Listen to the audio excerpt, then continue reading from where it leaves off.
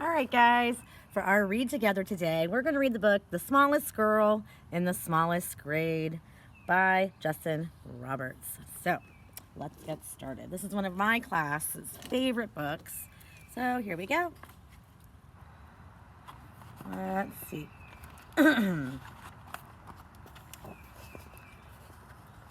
Hardly anyone noticed young Sally McCabe. She is this little girl right here.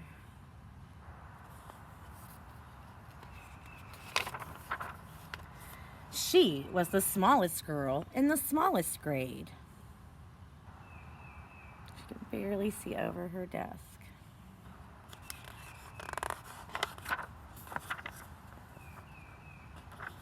Sure, her name could be heard in the daily roll call, and she marched with her books down the same school hall. But hardly anyone noticed young Sally McCabe. And they certainly didn't know, or at least didn't mention, that Sally was paying super extra special attention.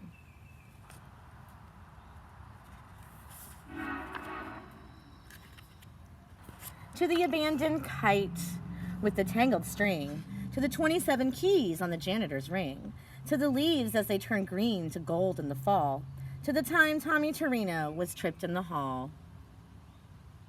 So sad.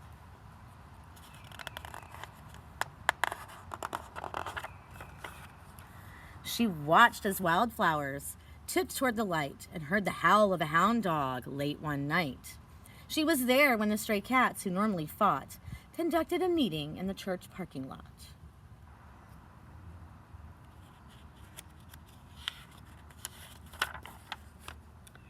She saw Kevin McEwen get pushed off a slide and oncoming tears that he wanted to hide.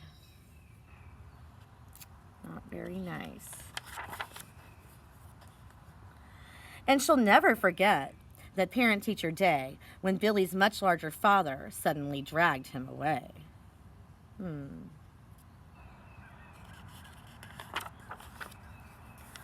But through all the mean words and all the cold stares, no one even noticed that Sally was there.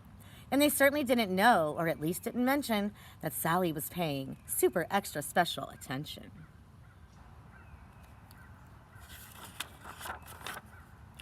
She'd seen how a whisper can make someone cower, like a bulldozer crushing through fields of wildflowers. And it kept piling up, this discarded debris, this beautiful kites tangled in trees.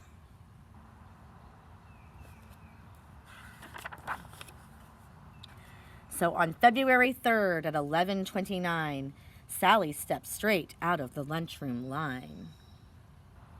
Let's see what she does. She said, "I'm tired of seeing this terrible stuff. Stop hurting each other. This is enough." Now, a few laughed out loud or didn't care that there was some girl with her hand in the air. But then something super extra special happened that day as Howard O. Henry suddenly set down his tray. See what happens.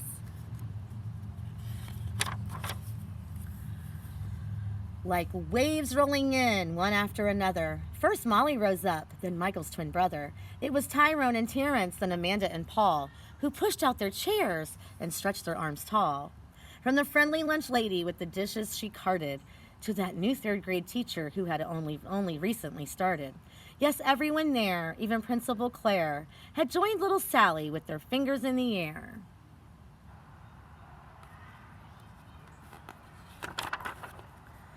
And though hound dogs were destined to howl at night, and most stray cat meetings would end up as fights, and kites would continue to get stuck in trees, they all felt for a moment like the janitor's keys, fastened together with a heavy steel ring that held all the secrets to unlock everything.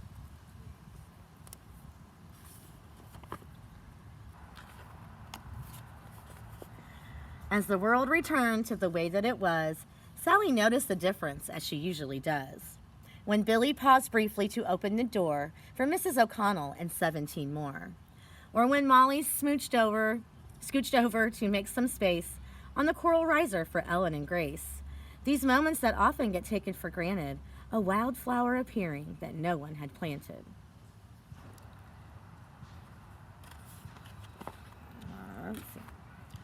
The swings soon resumed their rhythm and sway, and day turned to night, and night turned to day.